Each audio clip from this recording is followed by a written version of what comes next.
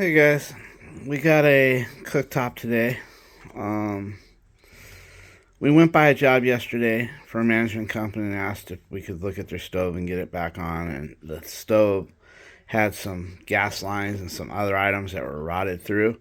It's not the kind of thing that you'll call your appliance guy for. In fact, I've got a new appliance guy that I met through YouTube, and I've done a couple jobs for him, and I've sent him one so far. I don't know how it turned out, but not every job works out. But we went and looked at this cooktop, and I was either going to call our appliance guy, our new one, Luke, and who also subscribes, and or buy a new one. After we looked at it, we realized that, because they asked me to send pictures, and I know once I sent pictures of the old cooktop, they were going to say just pick up a new one. So that's what we did. We took theirs out, put it in their garage, and we got an exact measurement of the cutout. We like doing that if possible because they couldn't use their stove anyway. And then, of course, Vinny hunted this one down. He found the best deal at Home Depot, and it was delivered the next day. So this came yesterday. So me and Vinny are going to head over there. And I didn't get any video of us looking at the cooktop or getting it out. We were just between two jobs.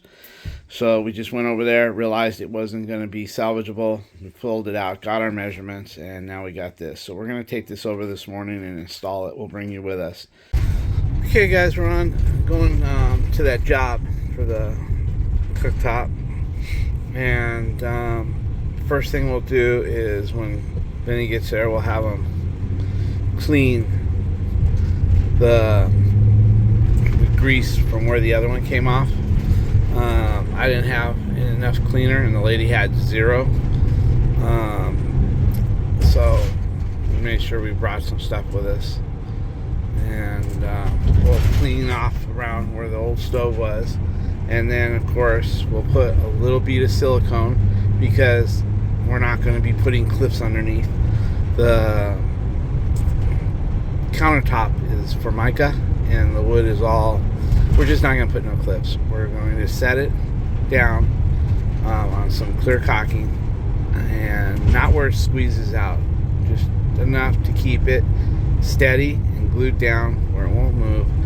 And that way, when she wants to wipe around it, she won't be digging out the caulking. If you caulk around it, I guarantee you, after about a year of wiping around it, all of a sudden you start pulling that little string of silicone, and next thing you know, you got some silicone, and in spaces you got zero.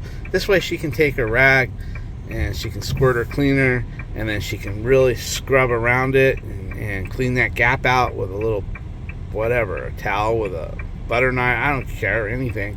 It's stainless steel, you're not going to hurt it. And with that being said, she'll be able to keep it clean and not worry about pulling off the caulking. The only time I've ever put caulking around it is if it's already been set and the person didn't set it in silicone, and now they got cooking, like when they boil over, going underneath it, then sometimes I might do that if they request it. But now we're just going to put a little bead of caulking, set it down, make sure it's straight, tell her not to use it for a couple hours, and that'll be that. Alright guys, we'll see you at the job. Okay guys, I don't want to touch full of grease and shit, but all that has holes in it. All the burners got these like rust holes and stuff in it, but Benny's going to get it out while the trash can's empty. They've got one out there that's almost empty. So you want to just take it through the kitchen? I'll make sure the door's open for you. Okay, and then over here, Vinny's going to clean this up. Got the hole right here, so clean that up a little bit. We got a new gas line for there. Hey guys, we got a new gas line. We've got the new cooktop right here, the burners, and we got the regulator. And I was telling Vinny, stoves will come with different orifices, which are these guys right here for different gases. And you always want to make sure that there's one in there for natural gas.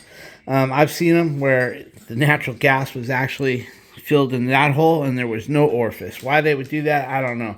I mean, if it says natural gas on the website, it should have the orifice in it, when this one does. we were checking, and this one does have the natural gas orifice in there, and then all the other orifices for other different types of bottled gas is right here. So we're not going to leave that on. We're going to take that screw out and get rid of this, because this cooktop will never leave this house. So we'll just take that off and throw it away. Okay guys, Vinny's going to install the gas valve. Basically, with these valves, you'll have two different sizes. You got the one size that is small, and it'll go to the pipe coming underneath there, underneath the cooktop there. And then, of course, this will go into, this hole is made for the adapter that comes with it right there. If I could open it. Hold on, guys.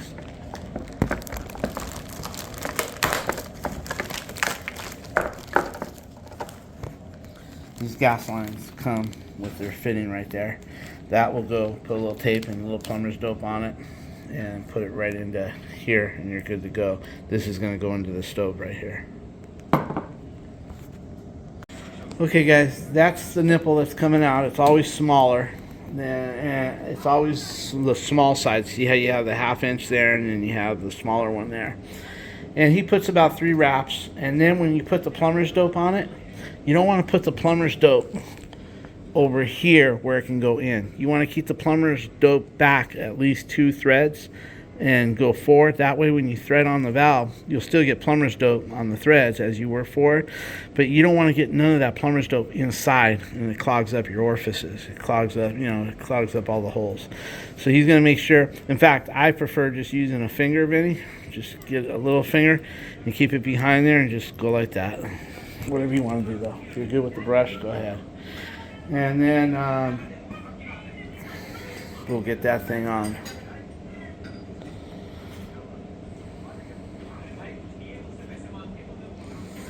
There you go. Same direction.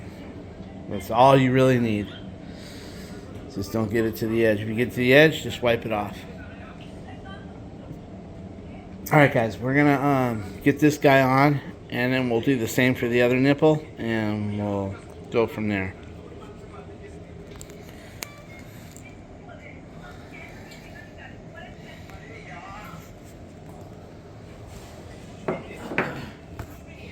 Okay guys, on these don't have to be tight. You know what I mean when I say tight. You don't need to put a heavy wrench on it, because that's cast aluminum, and this nipple is FIP style. It gets fatter as it goes, and before you know it, you'll crack this right here. So I would go ahead and just put a wrench on it, just a little bit, or just 2 hands like that, and keep going until it wants to stop.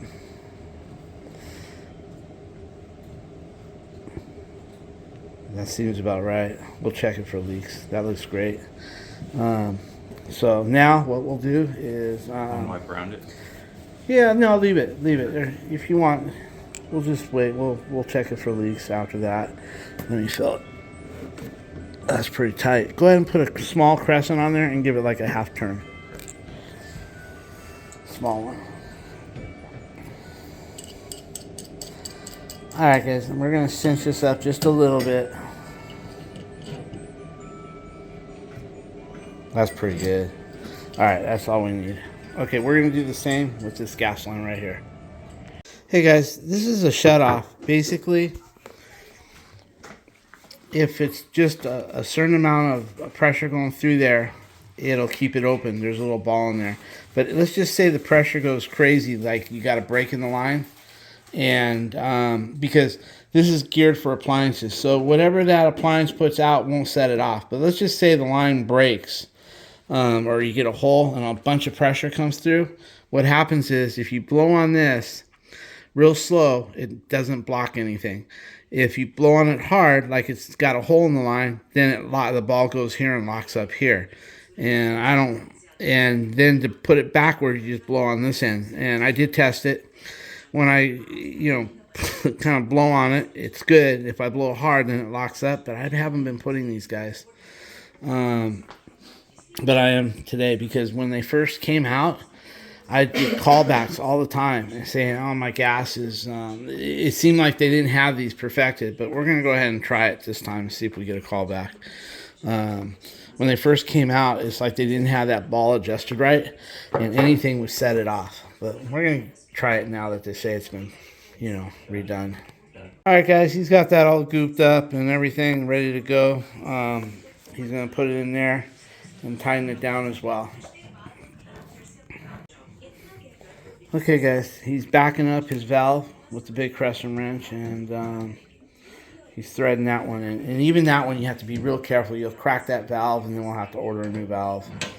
So it doesn't need to be that much. We'll test it for leaks. We got tape, and our tape is rated for gas as well. Fill it?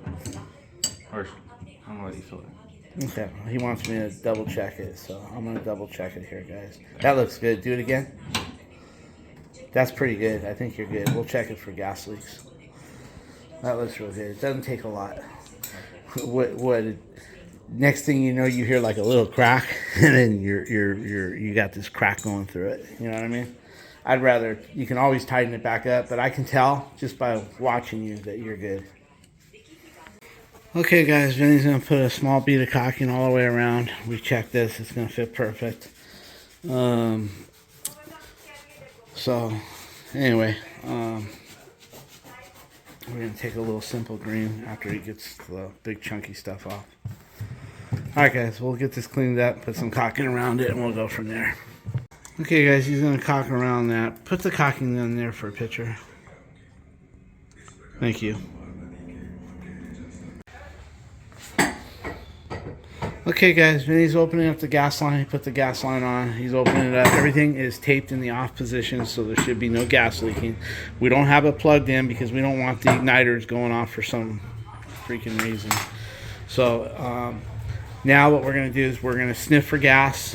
We're going to start taking the tape off, get everything ready, and we'll keep our eye out for gas, and then we'll go get our gas tester, and we'll check for leaks in the end. Okay, guys, Vinny did a sniff check, and he doesn't smell anything. Before we do the proper check, we're going to go ahead and get all the gas and get all the air out over here and just get, he's got it plugged in, so we're going to get them all lit so all the air is pushed out and all the gas is in, and then we can really give it a good test. So we'll go ahead and just do these one by one. That's light. So let's get that gas going. Hopefully get it up through there. There's one. And then we'll do the other one. That's the other one. That's the middle one. Then we'll do this one. All good. Okay, they're all good. So now let's just turn them off. That's turn them all off. Now what we'll do, now we know we got gas going all the way up to these valves. We got gas all the way from the valve shutoff all the way to these valves right here. So now when we do our test, we'll check up underneath, we'll check everywhere and make sure there's no, and we use our gas tester. We like that thing. We put it on low. We put it on high alert, and we start sniffing with it and check everything. But what I'll do is I'll give this 5 minutes to set a little bit. That way, if there is a leak and it's really slow, it'll make its way out. Anyway, we're going to start putting everything together, the burners and everything, and then he's going to get his sniffer, and we're going to see what we can do. Okay, guys, he's got his tester here. He's going to set it for max, and then he'll go around with it, and I bet you, let's see if he's leaking. Nothing. Okay. Alright, guys. Anyway, he's going to go around all the fittings under there and see what he's got. Go ahead. Gotta wait. I'm going to get a picture of that. Yeah, you got to wait till it clears.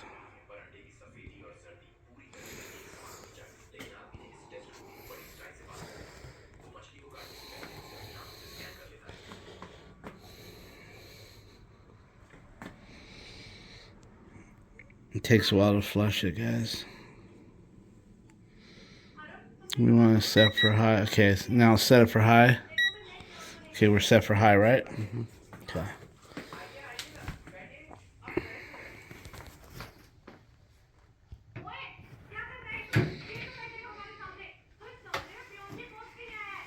Looks like everything's good, guys. No leaks.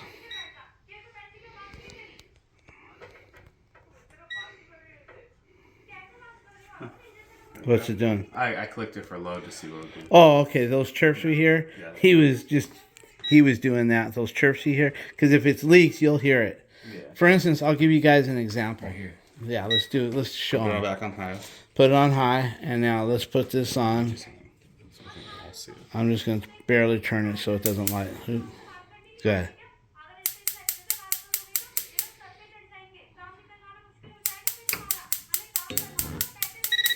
See, guys? So, that tests it right there. So we're good. Don't burn your tip up, man. No, there's no flame. Yeah, but it ain't letting gas out until you hit light. It's coordinated really good. Oh, I get what you're saying. Yeah, so... Alright, guys. Everything is good. Just for the fun of it, go back around it one more time. Purge it, and just do it one more time. We're going to purge it one more time. And don't switch it. I need a video. Yeah, I need it on high. No interruptions. Yeah, no interruptions. That way I can post it to the management company. You know what I mean? So, okay, guys, basically what I'm asking you to do is retest again, but don't be switching these buttons because I don't want to send any false alarms to the management company. I get it. He wants to play with it and see, you know. So this is low range, mid range, and high. And it has hold on it and it has a few other things. Right now it's purging itself. So once it's purged, we'll be good to go. Okay, guys, I missed the part where it purged. It gives you 2 beeps, but it's purged. Take a look. Okay, now go under there and hit all the fittings one more time with no interruptions.